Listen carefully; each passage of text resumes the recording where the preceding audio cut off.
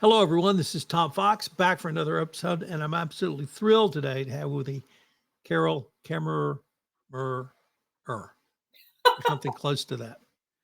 At any rate, we're both members of C-Suite Thought Council, and I asked Carol if she would join me for a pod, and she graciously agreed to. So, Carol, with that long-winded introduction, first of all, welcome, and thank you so much for taking the time to visit with me today. Thank you so much. I'm delighted to be with you, Tom.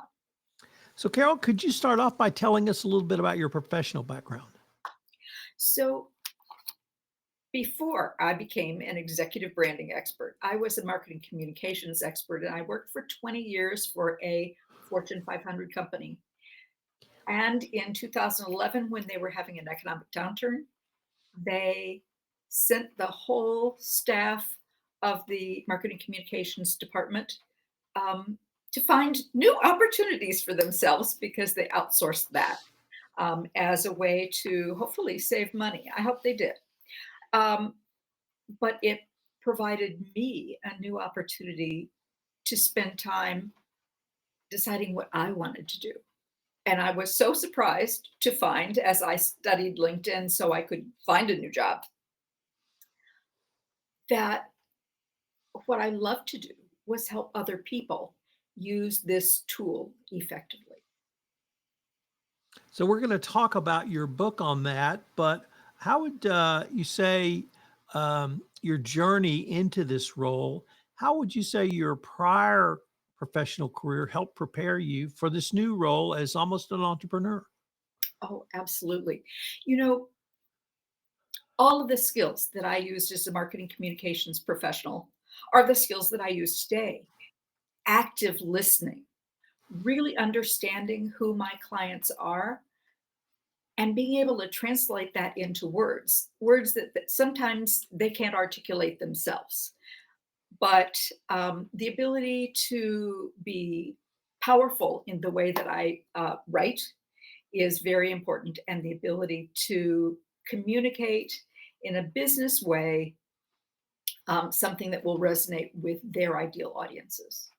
Those are two skills that cross the two jobs that we've been talking about. So we're going to get to your book, which is entitled LinkedIn for the Savvy Executive: Promote Your Brand with Authenticity, Tact, and Power.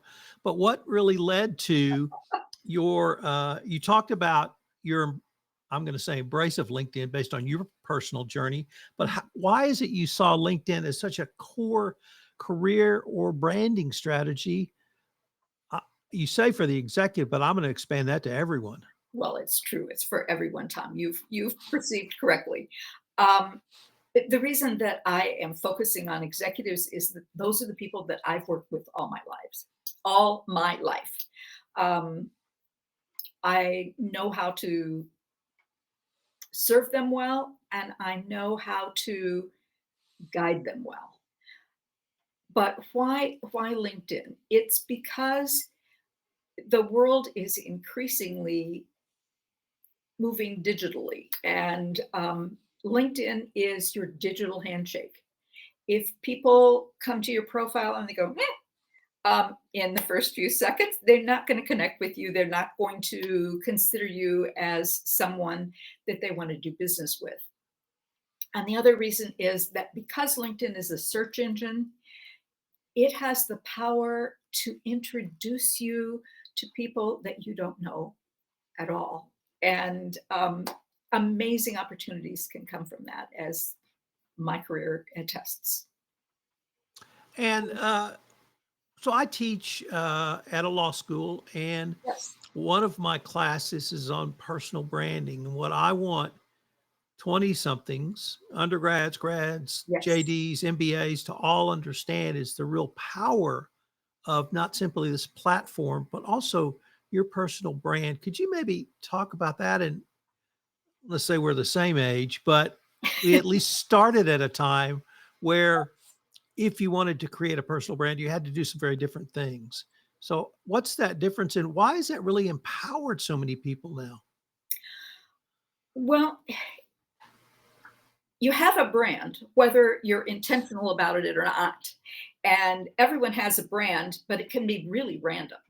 Um, what we want to do is to create an intentional brand that is coherent. And LinkedIn is the powerful tool that it is because it's so ubiquitous. It's the number one thing that comes up on a Google search.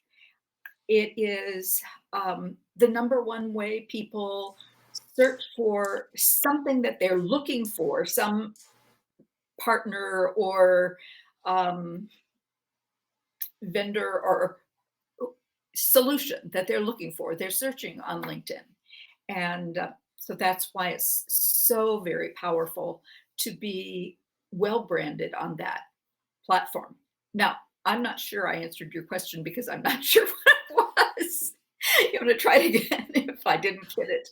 Sure. I mean, why should a 20 something, a MBA, a JD, a Yeah. college grad embrace these strategies Oh, at this point in their career today? okay. So people at that young age are probably looking for their first position. What, regardless of where you are in your career, you're always looking for something. And LinkedIn is where people look. Um, you want to begin to curate your brand because that's your differentiator. That's how you communicate with the world, what you're good at, what you love to do, um, and your credentials to do it. So I start even in college. I've had some college professors ask me to speak to their classes, and you know, you really can't start too young to begin to articulate who you are. You have a great phrase that I had not heard before, and it's professional storefront. Why Oh should we yes, think of LinkedIn as a professional storefront as opposed to just a digital resume or a digital CV or a recordation of the jobs you've had? yes. Okay, so I like the idea of a storefront because the storefront has signage and it has um, window displays that draw you in. And on LinkedIn, the your headline and your banner image, that big space in back of your LinkedIn picture, um, can be enticements to come and shop at my store. That concept of, oh, this is so interesting. I can see what she does. So the three functions that I think um, mostly talk about the storefront are your headline, which is the first thing that LinkedIn's algorithm searches, your picture, which should be as professional as possible, and the banner image.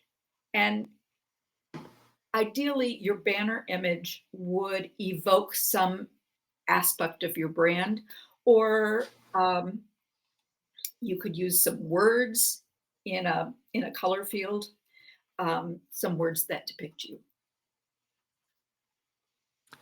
The what I enjoy about LinkedIn, and I'm going to use your phrase, a professional storefront, is I feel like I really get a much better sense Yes. of the person, even to the point of the likes they may click on and things like that. And it just provides so much more information. But how can a senior executive or someone really use this presence to elevate their job to a board or a media opportunity or even a higher impact role within their designated profession? So I think that it takes some real intention to get your LinkedIn profile to work like that. It can't just be one position after the other. You have to think and create in your about section your personal story. How do these things that you've done in the past inform what you're doing now or what you're moving toward? Um, the other thing that elevates you is to share your thought leadership online. And that concept of being able to create a network that is responsive, so that you are elevating their comments by commenting, or their posts by commenting for them, um, and also sharing your thought leadership. Those things are ways that we help ourselves stand out, help ourselves be recognized as somebody. The event where I met you was a thought leader council meeting. Yes, And one of the issues that came up was authenticity. yes. And it was in the context of AI. And I was either confused, perturbed, or put out because I really felt like it doesn't matter what tool you should always be authentic. And Mhm. authenticity drives engagement. Did you have a different sort of take from that discussion? So um, I think authenticity um, can exist with or without AI. Um, that concept of really knowing who you are is really a high level concept. Many people go through life without knowing who they really are. When I talk about starting your profile with your authentic self, it talks about your reflection on your life and your understanding of what your gifts are, what areas you serve, and how you serve them. Lots of people, when they lose their job, they lose their identity because they have never thought deeply enough about what their identity is. Everyone is more than their job. And I'm with you. I love using AI as a tool, and I don't think that it makes my material that I send out there any less human because I touch it and touch it and touch it, in addition to using the um, acceleration that my chat GPT gives me, the ability to do things more quickly. I had always focused on engagement.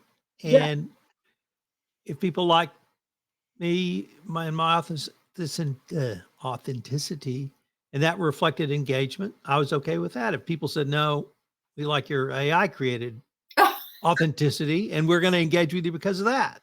Yeah. I didn't care. I was trying to meet what the customer base, the user Yes. experience, whatever you want to call it, might be. Mhm. Is that something that you help people think through, or once again, am I just sort of off in my own little orbit of Mars? So, um, I must say that I am not really excited about using bots to respond for you.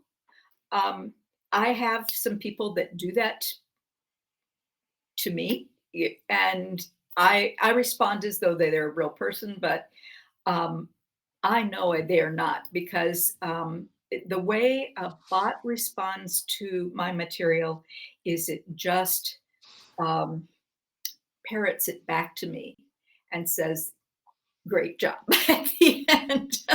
But the concept, I think, is that we want to be truly human whenever we are interacting with people.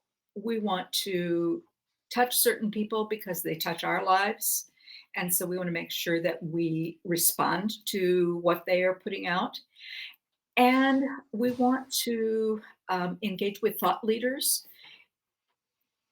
And when we do, we want to add value in three ways. So I like to say that you want to add value to the person who posted. You want to add value to others who will read what you write because you're amplifying something that the person who posted said. And then finally, when you do those two things, you add value to yourself because people recognize you as a credible person who is thoughtful and who shares. Carol, how do you help someone understand the importance of aligning values, tone, and leadership in a LinkedIn communication? So it's the same whether you're coaching them in how they interact in person or on LinkedIn. All of our interactions are little trails to the brand that people know us by. And if you do something that is off brand, you um, you cross that trust line and you begin to erode trust. To be aligned in all ways is important. For instance, one of my top values is kindness. If I am going to respond out of anger and use harsh words, that really isn't who I choose to be. And so if I chose it once, it will erode the brand that I've built. So, Jeffrey Hazlitt often says, and he said at our Thought Leadership Mhm. Council, that he believes a brand is a promise delivered. Yes. I took a course from James Patterson, the mystery author, once, and Yes. he said, here's my definition of brand. And he put his hand out like you would shake someone's hand. Mhm. And that has always resonated with me. But then he added, now I can change that brand, but I have to communicate to you that I'm doing that. So you can make a decision. And he said, in my case, if I want to write a rom-com, I can do that. I just have to tell the reader this book is not a James Patterson thriller. It's a Yes. rom-com. And so that but that to me was the engagement with your audience, the communication Yes. that you give them the information and that they could make their own decision. You've got something called the three rule of three Yes. and the rule of three to shape messaging. First of all, could you tell us what the rule is and how this really helps you believe enhance clarity and retention of information? Okay. So the rule of three is just putting three concepts together and having them stand alone.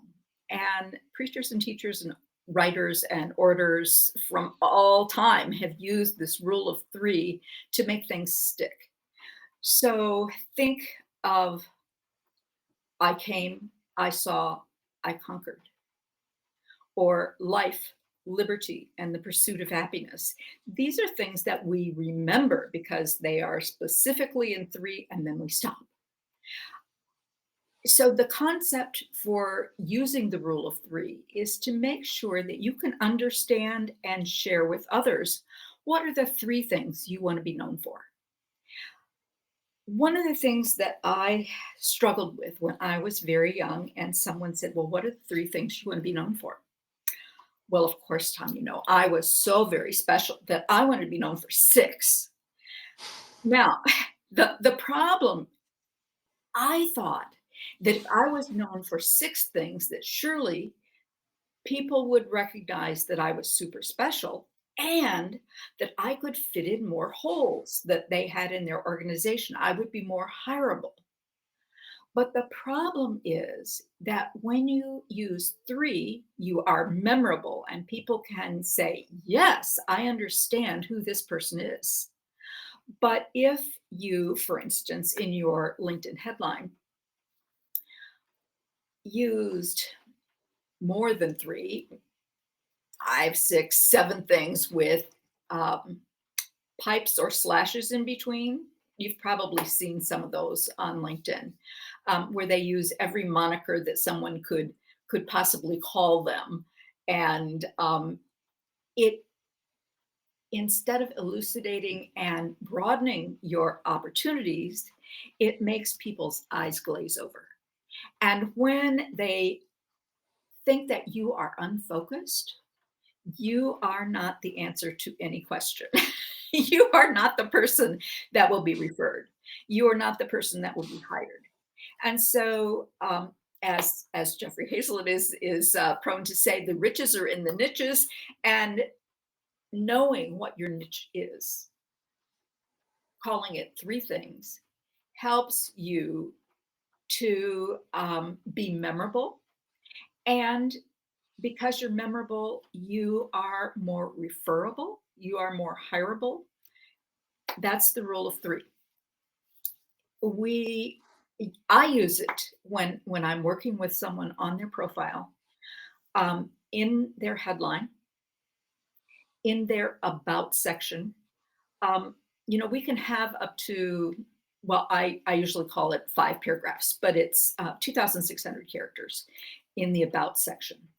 And I usually take 3 of those paragraphs and give them subheadings based on the 3 things that I've already named in the headline that I want to be known for. Then, so each one of those becomes a headline for the about section. And then I make sure that the top of 3 skills in my skill section align with a 1 for each of those things. So we're building a very solid platform where we are communicating our key message in our headline, in our about section, and in the skills. You have another phrase I really like, and that's LinkedIn's digital real estate. Yes. Uh, I talk when I talk to people about why they need to have a podcast, either their own podcast or work with me on sponsorship, is real estate, Yes. and that the real estate a podcast can provide. What's LinkedIn's digital real estate? Okay. Each section of LinkedIn has a character count associated with it. And the headline has 220 characters.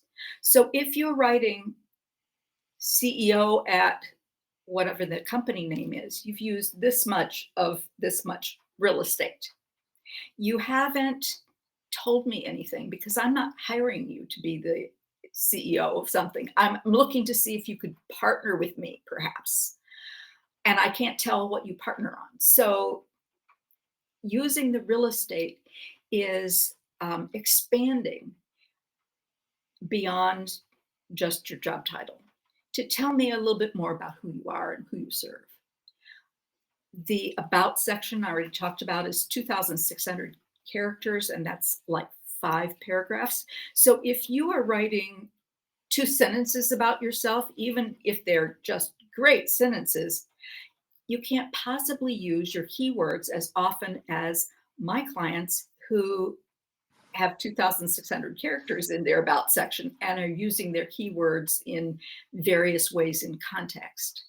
So that notion of using digital real estate or writing to the margins or whatever, what I'm calling to your attention is there are guardrails, and we need to play within the guardrails, but we don't need to play down here. We need to, these are the guardrails, and you can go from here to there. So the reason that using digital real estate is important is that LinkedIn is a search engine.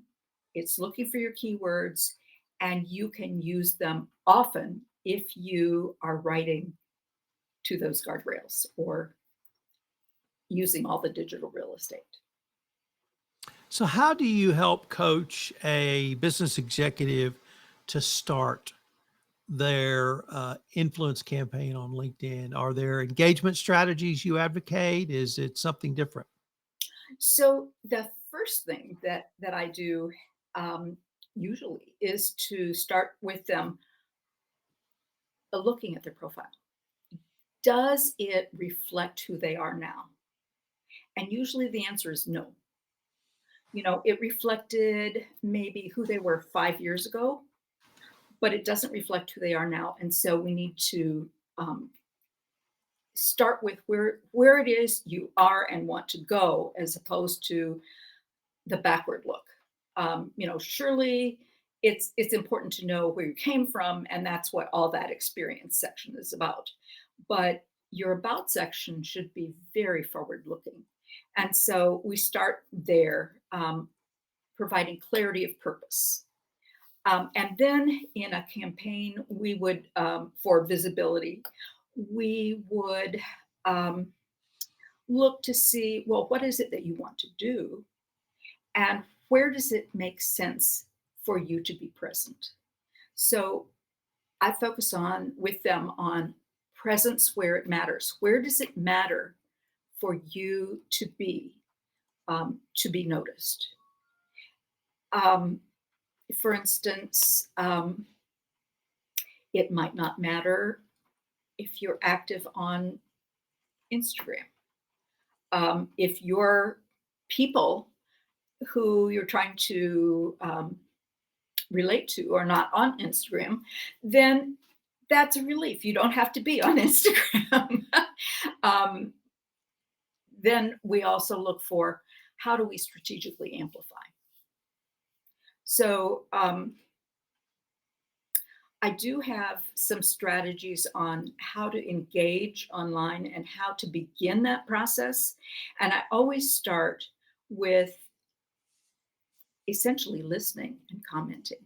So looking at what other people are doing and building relationships by how you choose to respond. Again, we're trying to add value those three ways to that person that you're commenting on, to others who will read, and then ultimately to yourself because people will see you as thoughtful. Carol, could you say a few words about your blog post, The LinkedIn Brilliance Framework? Yes. So it is a 5-point framework. So, of course, I used a star because one of the things that I always talk about is shining brightly on LinkedIn. And my 5-point LinkedIn Brilliance strategy, the first 4 points relate to how we write our profile, and the last one is relates to how we interact online. So they are lead with authenticity, focus with the rule of three, maximize digital real estate, make a visual impact, and engage with intention. So, Carol, unfortunately, we are near the end of our time for this episode. But before we leave, I wanted to ask you if anyone wanted to connect with you, find out more about your work and your consulting work, and or take a look and purchase your book, LinkedIn for the Savvy Executive, what would be the places they could go? Okay. So I would start on Google because my name is pretty hard to spell. And I will help you through it here. The last name is Kaemmerer. And so that's a clue that we have quite a few letters. Um, Only half of them really count. It's Kaemmerer. So if you start on Google, you can see me everywhere because I am a prolific writer. And the places that you will most likely find me are on LinkedIn. My profile is linkedin.com/in/Carol Kaemmerer. And my website is carolkaemmerer.com. Well, Carol, unfortunately, we are now at the end of our time, but this has been a delightful visit with you, and I hope we can continue this conversation. I love it. I'm looking forward to talking to your students. So thank you so much for the opportunity.